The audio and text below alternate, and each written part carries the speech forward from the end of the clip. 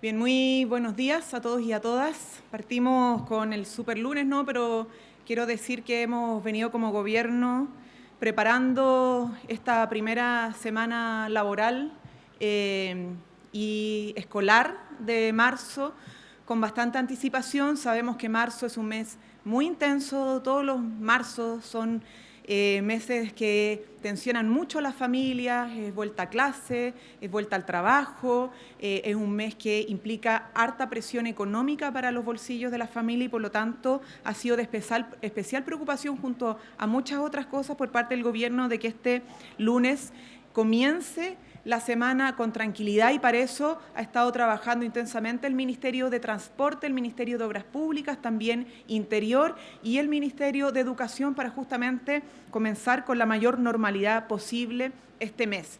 Quiero señalar que hemos incrementado de manera considerable el transporte público, particularmente el transporte regulado en las principales regiones y las capitales de nuestro país.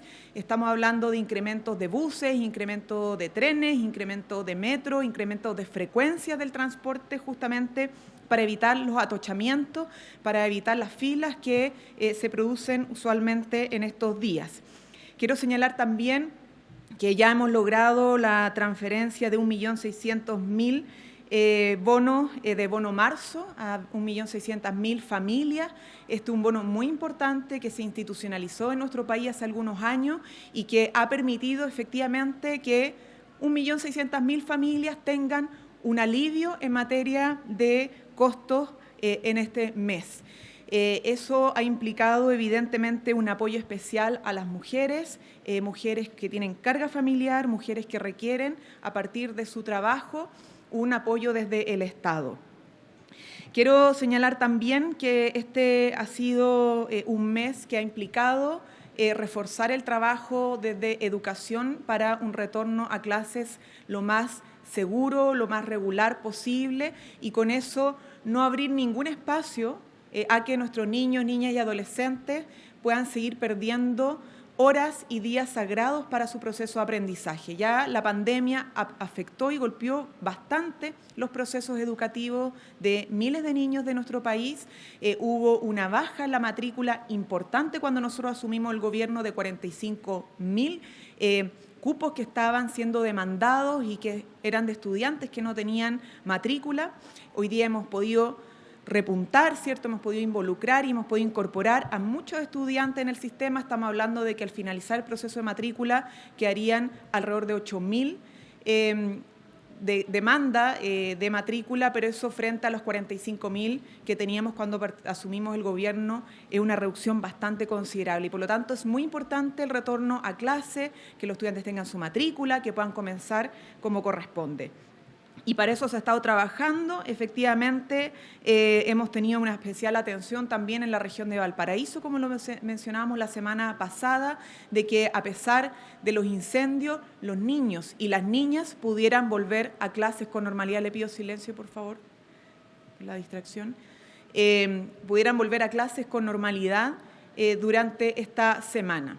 Y eso ha implicado recursos, ha implicado mucha gestión para que justamente tengan no solamente un retorno a clases, sino que tengan apoyo del Estado porque han perdido su casa, porque han perdido su ropa, porque han perdido sus materiales de estudio y eso ha sido repuesto por parte del Estado justamente para que estén acompañados en este proceso. Esta semana además el Congreso retoma sus funciones y junto con ello, como gobierno, también tenemos muy claras las prioridades legislativas que esperamos que sean respaldadas y acompañadas por parte del Congreso Nacional. Estamos hablando de la Ley de Incendios. Esto es clave justamente para preparar las condiciones legales y los requisitos y las obligaciones para enfrentar el próximo periodo de verano. Tenemos que empezar a prepararlo desde ya y eso implica una legislación más robusta para la prevención de los incendios en nuestro país. Estamos también queriendo sacar adelante una ley que dejó presentada y en trámite la expresidenta Michelle Bachelet, que es una ley muy importante para las mujeres de nuestro país, que justamente busca fortalecer las capacidades del Estado para protegerlas de toda forma de violencia y creemos que ya ha pasado demasiado tiempo su discusión en el Congreso y es hora de sacarla para que sea ley. Estamos también queriendo avanzar muy rápidamente en la ley corta ISAPRE. Ustedes saben que esto ya lo presentamos hace mucho tiempo y que requerimos que el Senado pueda y el Congreso Nacional avanzar lo antes posible en dar certeza en la aplicación del fallo de la Corte Suprema, los 2 fallos de la Corte Suprema. Y bueno, va a ser un semestre, no solamente una semana muy intensa, sino que un semestre muy intenso, donde esperamos que primen los acuerdos para sacar adelante un pacto fiscal que tiene que ser la oportunidad para que no solamente Chile crezca, sino que también las familias crezcan y se desarrollen de manera digna. El pacto fiscal no es solo para aumentarle los impuestos a quienes más tienen, sino que también para hacer crecer nuestra economía. Tiene medidas para el crecimiento, incentivos al crecimiento, la inversión y además busca recaudar un gasto que está pensado directamente para cubrir necesidades de crecimiento y desarrollo y apoyo a las familias chilenas. Pero junto con ello no descansamos en lo que puede hacerse en el Congreso Nacional. Nuestro compromiso ha sido por la reactivación económica y mejorar todo lo que podamos mejorar independientemente de las leyes para apuntalar el crecimiento económico que nos dio una buena cifra este mes. Y eso ha implicado que desde el Ministerio de Obras Públicas, y como lo solicitó el presidente Gabriel Boric, se adelante la cartera de licitaciones que normalmente se presenta en el mes de agosto. Y estamos hablando de que esta primera cartera de proyectos que estaríamos adelantando para abrir más posibilidades de inversión es de 2,3 billones de pesos para 680 licitaciones.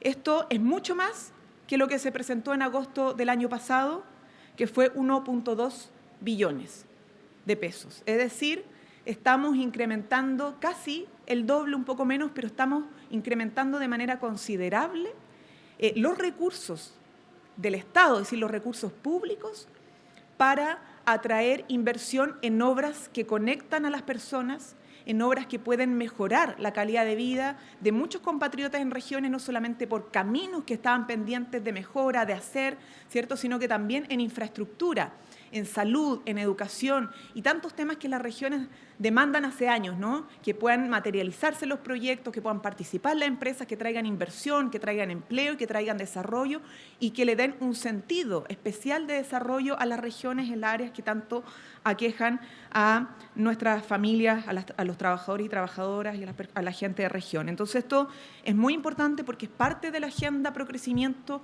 pro empleo, es una decisión estratégica del presidente Gabriel Boric y también del Ministerio de Obras Públicas, que no solamente ha estado ahí para responder a la emergencia de la región de Valparaíso, sacando los escombros de las calles en tiempo récord, sino que también tiene una tarea muy importante en la generación de empleo e inversión público-privada.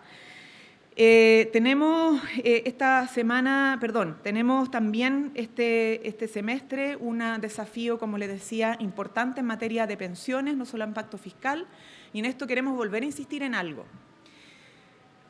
El gobierno tiene un ideal de reforma de pensiones y que lo presentó ante el país cuando comenzó su gobierno, que lo trabajó, de hecho, mucho antes en distintas regiones y que tenía que ver con un sistema realmente solidario, un sistema que a través del aporte de los empleadores pudiera financiar completamente un pilar de seguridad social y que tuviera la administración de un ente público estatal.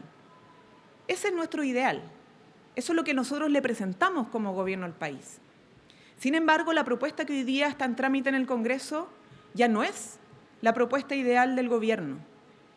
Es una propuesta que ha ido cambiando con el objeto de buscar un acuerdo y un entendimiento con la oposición.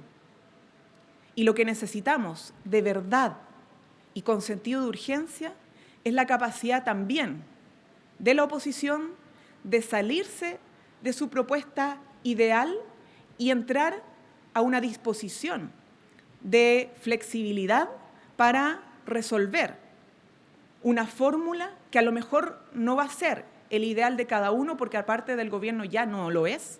Sin embargo, que sea una propuesta que permita aumentar las pensiones de hombres y mujeres jubiladas actualmente, que permita dejar atrás un sistema extremo como es el de la AFP, que no resolvió el drama de nuestros jubilados y jubiladas, y también que nos dé certeza de que a través de la cotización de los trabajadores, del Estado y de las y los empleadores, en un futuro también los que van a jubilar tengan una adecuada pensión. Esperamos que esa disposición sea la que prime, esperamos que la voluntad de acuerdo, como estuvimos hablando hace algunas semanas de manera tan intensa a través de los medios de comunicación, no sea solamente discurso, sino que sea una realidad.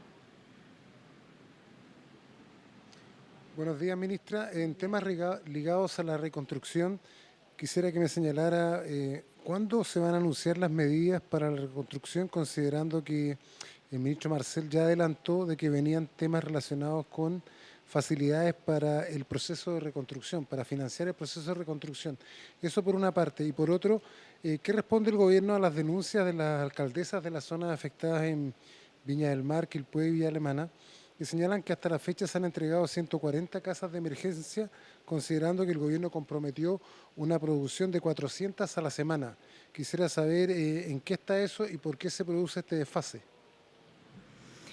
Mire, sobre lo primero, efectivamente se está trabajando en una propuesta de financiamiento para el plan de reconstrucción y eso se va a comunicar en su momento, sobre todo porque está asociado al plan de reconstrucción que está trabajando el Comité de Ministros liderado por la ministra Javiera Toro y, como ustedes bien saben, en este mes de marzo se va a presentar previa aprobación del presidente Gabriel Boric de esa propuesta.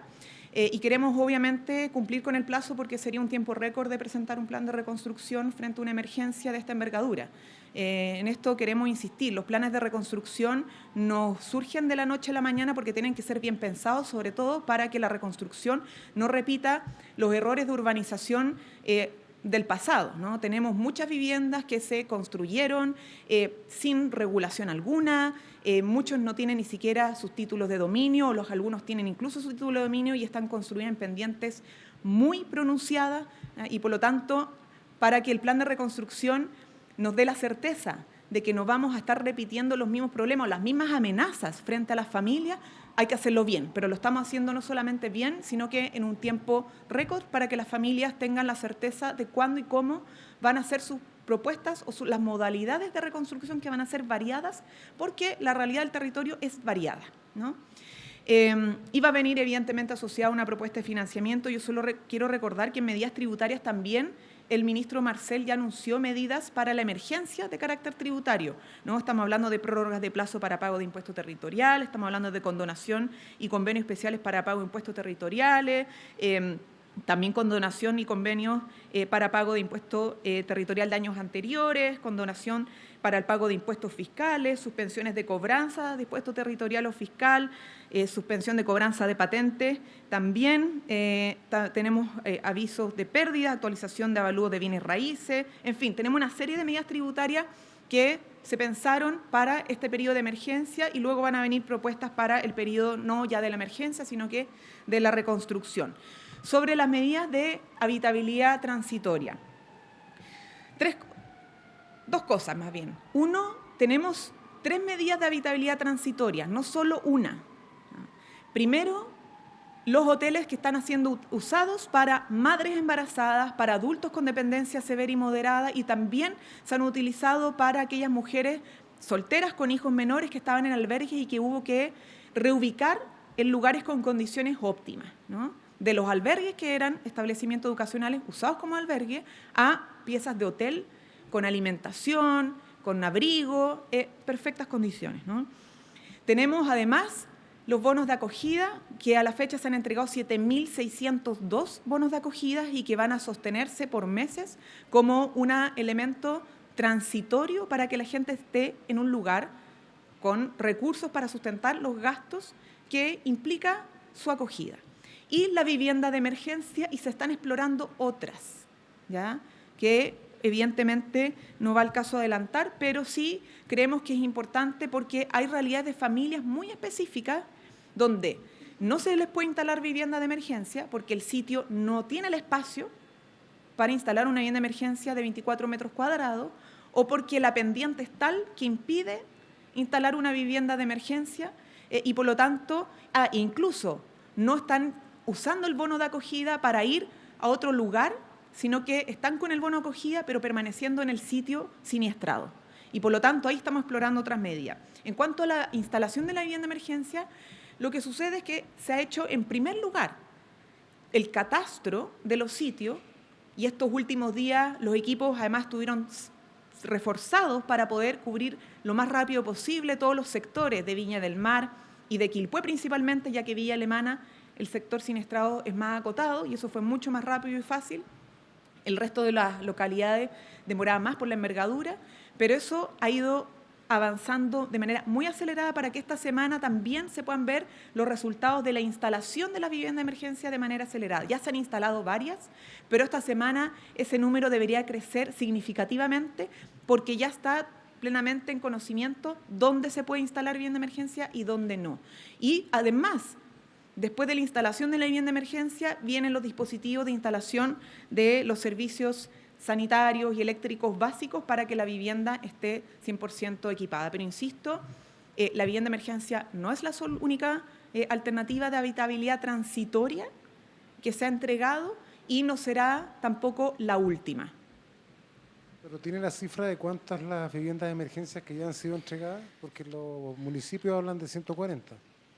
Tendría que actualizar esa cifra del último COGRI del día de hoy. No tengo, me imagino que el GEDENA podrá haber actualizado esa cifra, pero de todas maneras se va actualizando día a día, porque todos los días se están catastrando sitios y se están instalando viviendas de emergencia. Lo importante es que se aceleró mucho más el catastro y eso va a permitir que las viviendas de emergencia diarias que se puedan instalar sean mucho más, producto de las capacidades también de los proveedores privados que son los que instalan la vivienda.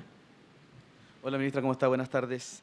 Queríamos saber cuáles son los objetivos que va a perseguir el gobierno en estos 2 años que quedan ya de mandato, cuál va a ser la estrategia para poder concretar lo que no se ha podido concretar ya en estos 2 años que se van a cumplir la próxima semana, y también cómo observa el gobierno este debate dentro del oficialismo sobre ir a disputar las ideas. ¿La alianza de gobierno está alineada respecto a cómo se ha ido buscando los acuerdos hasta el momento? Miren, lo importante de este debate es que pongamos en perspectiva el sentido de los acuerdos. Para nuestro gobierno, los acuerdos tienen sentido porque el resultado de estos tiene que ser un impacto positivo en el país y en las familias de este país, en los trabajadores y trabajadoras, en su desarrollo, en su capacidad de innovación, en su capacidad de generar justicia. Ese es el sentido para este gobierno y para nuestro sector político de los acuerdos. Y evidentemente nuestra convicción es que las propuestas originales en materia, por ejemplo, de pensión o de reforma tributaria alcanzaban de mejor manera esos objetivos. Pero también sabemos que no podemos avanzar si no tenemos el respaldo del Parlamento y de los sectores de oposición del Parlamento. Y por eso hemos flexibilizado, pero siempre resguardando que de alguna otra manera esos objetivos puedan cumplirse, aunque sea parcialmente. Y por lo tanto, claro, ya no estamos hablando, por ejemplo, en pensiones, que el pacto, o sea, que la reforma en cuanto al 6% de cotización de las y los empleadores vaya el 100% a seguridad social, que era nuestra fórmula para alcanzar el objetivo deseado de mejorar aún más las pensiones del presente, que es con PGU, pero también con un sistema de seguridad social completo en materia del 6%, ¿no? Eso ha implicado retroceder en el 6% hacia un 3%, ha implicado que hay elementos de la propuesta original que no van a estar y que efectivamente son beneficios menos para, por ejemplo, mujeres jubiladas. Pero aún así permite aumentar las pensiones si lo comparamos con la situación presente. Entonces, ¿cuál es la estrategia? La estrategia es muy simple. Es que los acuerdos no pierdan en perspectiva el resultado, que es mejorar la situación de las jubiladas y los jubilados.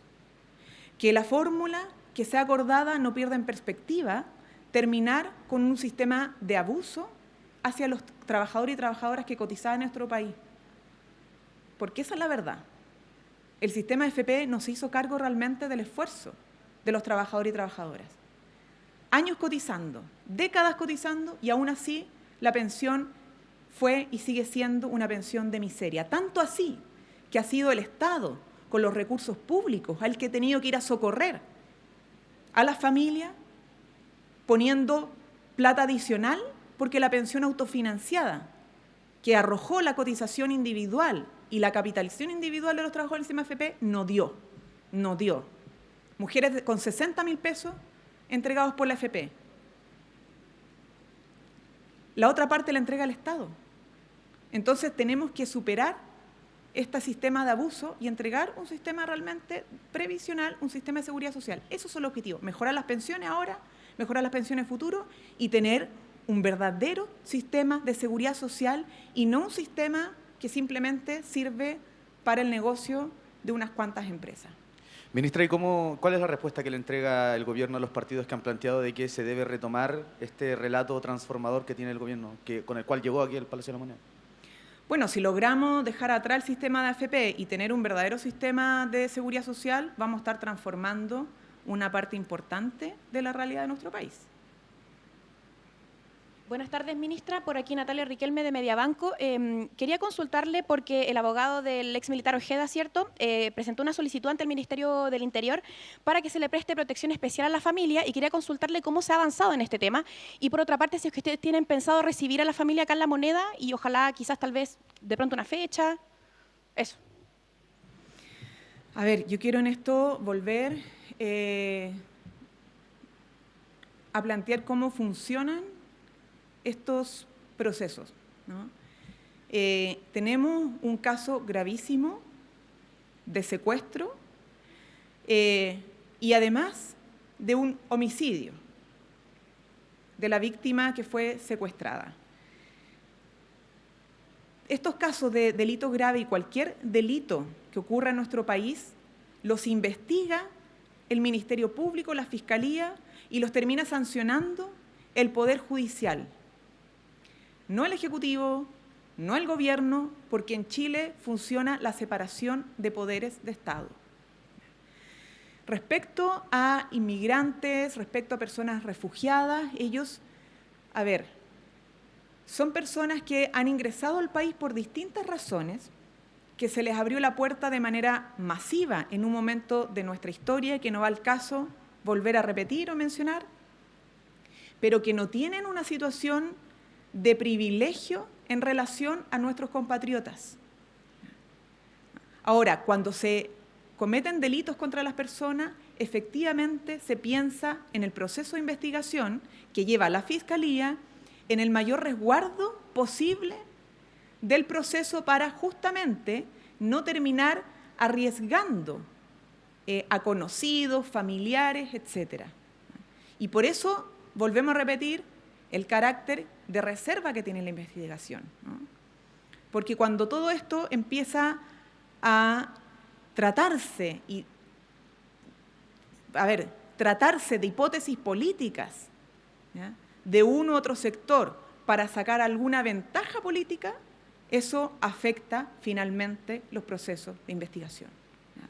Entonces, nosotros pediríamos que dejemos de una vez por todas de usar este caso para fines políticos, para marcar un punto político, para tratar de apuntar con el dedo al que está al frente u otro o instalar acusaciones frente al que está al frente solo por un móvil político y dejemos que las instituciones, en este caso, funcionen. Que en este caso es la Fiscalía, que es el Poder Judicial. Ministra, pero respecto de la solicitud de la familia para ser recibida y recibir mayor protección. Como le digo, este tema es de especial preocupación del Ministerio Público, de la Fiscalía y en consideración a aquello se evalúan evidentemente las medidas de acuerdo a los avances que tiene la investigación, ¿ah? Y por eso es algo que por el momento nosotros no podemos adelantar porque es de resorte principalmente de aquellos. Hola, ministra, buenas tardes. Sobre este mismo tema, quería preguntarle por qué la primera declaración que hace el presidente Gabriel Boric sobre este tema es para efectos de respaldar al Partido Comunista de los cuestionamientos de la oposición y no, por ejemplo, para relevar o reafirmar el compromiso del gobierno para que no haya impunidad en este tipo de delitos. También preguntarle si considera irresponsable que el presidente del partido, Lautaro Carmona, haya sostenido que no hay nada que diga que esto tiene que ver con una intromisión de Venezuela, justamente que usted hace hincapié en que no hay que hacer hipótesis desde el mundo político y donde han relevado también que esto cae y recae en la Fiscalía. Y por último también, ¿cómo ve este requerimiento, el último requerimiento de republicanos hacia el gobierno, que es que pueda dar información sobre los viajes de Juan Andrés Lagos a Cuba? A ver, muchas preguntas al mismo tiempo. Nuestro compromiso con la justicia y combatir toda posibilidad de impunidad es uno solo. Y es desde el presidente de la República hasta el funcionario de cualquier repartición de este gobierno, ¿no? En regiones, aquí a nivel central, es un compromiso de Estado. Y por lo tanto, solo aquellos que, insisto, quieren hacer utilización política de este caso, podrían cuestionar el compromiso del presidente Gabriel Boric con la justicia, con que haya claridad finalmente en los procesos de investigación y que ningún delito quede impune. Ese ha sido nuestro compromiso siempre, independientemente de un texto circunstancial. Y eso lo ha manifestado nuestro actuar, la agenda que ha llevado a cabo el Ministerio del Interior, el Ministerio de Justicia y todo lo que se ha podido en colaboración con las otras instituciones del Estado. Sobre lo segundo, ¿qué era? Lo segundo es sobre las declaraciones de Lautaro Carmona. Ok, la misma respuesta respecto a lo anterior. Nosotros, además, en esto no descartamos ni confirmamos las hipótesis, porque las hipótesis son las que maneja la Fiscalía, el Ministerio Público, y de acuerdo a sus hipótesis investigativas, ellos avanzan o descartan. No es el Ejecutivo, no es el Gobierno, y aunque cada uno tenga sus propias creencias, lo que nosotros consideramos importante acá es dejar que las instituciones funcionen, porque además todos esperamos que puedan avanzar lo más rápido posible. Y sobre lo otro, a ver, es claro que estamos en el siglo XXI y que dejamos atrás la Guerra Fría hace bastante tiempo, pero no queda tan claro si todos los sectores políticos dejaron atrás la Guerra Fría. Y yo lo que diría desde acá, y reforzando las palabras del presidente Gabriel Boric en ese sentido, es que algunos deberían dejar la costumbre de perseguir o acusar políticamente a un sector político por pensar distinto a ellos. Porque los resultados de eso ya los conocemos, son peligrosos y son graves. Entonces, vuelvo a insistir, ya no estamos en la Guerra Fría, estamos en siglo XXI, así que vayamos superando esas formas de hacer política porque ya vimos los resultados que tenían. Hola, ministra. Yo quería preguntarle por las declaraciones de Carlos Contreras. En una entrevista ayer en Tele 13, él insiste en que el gobierno sabía que por petición de la moneda entregó los detalles del caso Convenios el día 7 de junio. ¿Qué se responde a eso considerando cómo contrasta con la versión que ha entregado la moneda hasta ahora? ¿Y qué les parece que él mantenga esta postura y lo haga de manera tan pública además? Miren, ¿sabes lo que pasa? Es que estamos ya en el refrito del refrito sobre este caso. Perdón que lo diga en esos términos tan coloquiales, pero no va el caso de que cada vez que sale algo a través de la prensa o que publica un involucrado en la investigación, el Ejecutivo tenga que pronunciarse sobre lo que ya se pronunció anteriormente. ¿Ya?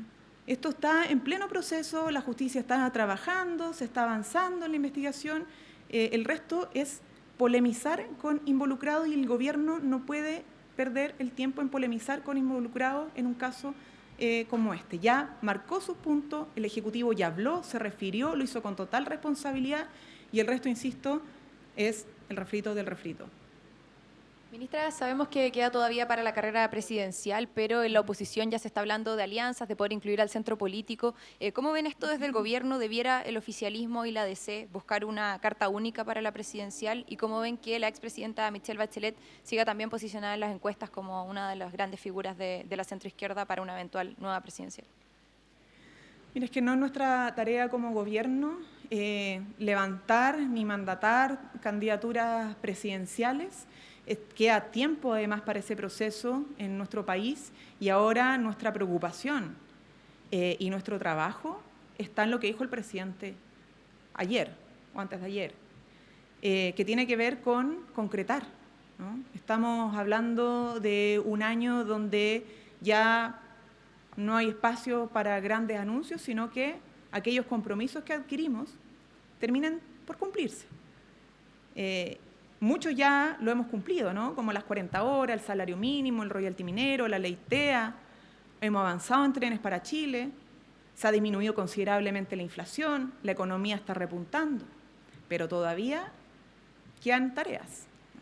Y al menos las que no dependen del Congreso Nacional, como pensiones y pacto fiscal, vamos a estar 100% trabajando eso desde las regiones. Como lo dijimos, el 11 de marzo los ministros y ministras vamos a estar en las regiones. Tenemos varias carteras de proyectos, tenemos varias cosas que poder ir concretando, porque no solamente tenemos que pensar en el avance de nuestro país desde la región metropolitana, desde acá de La Moneda, sino que particularmente desde la realidad territorial de la región. Así que ese es nuestro trabajo. Para las presidenciales tendrán que resolverlo los partidos y queda además tiempo para aquello. Los resultados que se obtienen respecto a la figura de la expresidenta Bachelet, ¿significa que no puede descartarse como figura presidencial? Vuelvo al punto. Yo no puedo descartar ni confirmar ninguna candidatura presidencial porque no es lo que le corresponde al Ejecutivo. Ustedes saben la opinión que tenemos y la valoración que tenemos respecto a la expresidenta Michelle Bachelet en su liderazgo nacional e internacional. Saben además cuánto hemos trabajado con ella para poder también sacar adelante esta reforma de pensiones, porque gracias a ella tenemos un pilar solidario en nuestro país, que si no contáramos con eso tendrían miles de mujeres una pensión solo de 60.000 pesos que entrega la AFP. Pero gracias a ella tenemos un pilar solidario, que algunos tanto critican, ¿no? Que hablan contra la solidaridad, que dicen que no están disponibles a solidaridad, sin embargo, eso es lo que sustenta algo de dignidad a las pensiones actuales. Entonces, podemos hablar de su legado, de su liderazgo, de su compromiso, incluso no teniendo ningún cargo en el gobierno, con el proyecto del presidente Gabriel Boric y mucho más, ¿no? Pero no le corresponde al Ejecutivo ni confirmar ni descartar ningún liderazgo presidencial porque estamos abocados en otra tarea. Ministra, respecto a la huelga de hambre de los profesores en Atacama, saber si es que va a haber algún tipo de negociación para resolver esto pronto. ¿Hay un cronograma respecto a eso? ¿Hay plazos en relación a esta huelga? Mira, tenemos un ministerio que ha estado trabajando intensamente en la situación del SLEP de Atacama. Yo quiero aprovechar esta pregunta sí para señalar algo, que he escuchado a través de los medios de comunicación, en algunas también intervenciones en el Parlamento, decir que los problemas críticos que atraviesan algunos establecimientos educacionales se debe a la reforma educacional, que todo es culpa de la reforma educacional del último gobierno de Michelle Bachelet. Pero lo que no dicen es que las situaciones más críticas de establecimientos educacionales en nuestro país hoy día corresponden a administraciones municipales, por el sistema municipalizado. Y claro, se ha puesto foco especial en Atacama, donde hay un servicio local que tiene sus propias particularidades que el propio ministro ha detallado, pero no se habla en nada de los problemas que mantiene la administración municipal, razón por la cual tuvo que cambiarse. Entonces, claro, ahí está la estrategia de algunos de cuestionar toda reforma de este gobierno, diciendo que los problemas de la educación actual son fruto de una mala reforma. Pero lo que no dicen es que la mayoría, insisto, de las crisis educativas están radicadas en aquellas comunas o regiones donde se mantiene la administración del modelo anterior, que es la administración municipal, ¿no? Y vayan preguntándole a sus propios alcaldes que están muy desesperados por resolver esto. Entonces, ojo con los datos, ojo con eso. Ahora, respondiendo a la pregunta, se ha trabajado efectivamente de manera intensa. Estamos teniendo un acuerdo inédito con el gobierno regional para que con recursos del gobierno regional y recursos del Estado central se pueda también mejorar la situación, no solo la de corto plazo, sino que también la de mediano plazo. ¿Por qué se retrasó? se retrasaron las mejoras que hoy día ya se está revirtiendo, porque tenemos en Atacama 60 establecimientos, 54 de ellos deberían comenzar las clases este martes, 5 de marzo. O sea, 54 de 60, la gran mayoría, va a comenzar en el calendario normal. Y con jornada completa o parcial, porque en algunos, como todavía están con las obras de mejora, se está utilizando una parte de la jornada para completar esto. Y los otros 6 tendrán ingresos diferidos con ingreso máximo el 11 de marzo. O sea, no se va a pasar de la primera quincena para que el resto de estos establecimientos educacionales, que son 6, vuelvan a clases. Por lo tanto, esto está avanzando. Está avanzando a una normalidad, pero además con compromisos de mejora, ¿no?, para aquellos establecimientos educacionales. Se han invertido recursos del servicio local, recursos de nivel central, recursos del gobierno regional, para mejorar la situación de los establecimientos educacionales que cuando fueron traspasados ya tenían un serio problema. Por lo tanto, la tarea se está cumpliendo, se está conversando, porque lo importante es que los estudiantes retomen. Podrán haber diferencias con algunos profesores y profesoras, podrá haber todavía insuficiencias, pero es clave que los niños, niñas y adolescentes puedan retomar sus clases, porque los recursos además ya se están ejecutando, han estado a disposición. ¿Y por qué partió tarde? Con esto termino. Quiero recordar que en el Congreso Nacional al ministro de Educación, en el trámite de, si no me equivoco, la ley de presupuesto, le rechazaron todo lo que iba al servicio local de educación por hacer puntos políticos en muchos casos. Y ahí venían los recursos para un administrador provisional. Cuando se rechazó eso, no hubo recursos para un administrador provisional y tuvo que buscarse una ley corta para resolver esos recursos para intervenir. Y eso produjo una demora en el calendario de ejecución de los compromisos. Por lo tanto, esto da cuenta de que si no nos ponemos todos para la cosa no resulta. Y cuando algunos solo buscan marcar un punto político, no basta con la voluntad del Ejecutivo, sino que se requiere, evidentemente, de un trabajo colectivo en torno al interés superior de los niños y niñas en este caso. Bien, muchas gracias.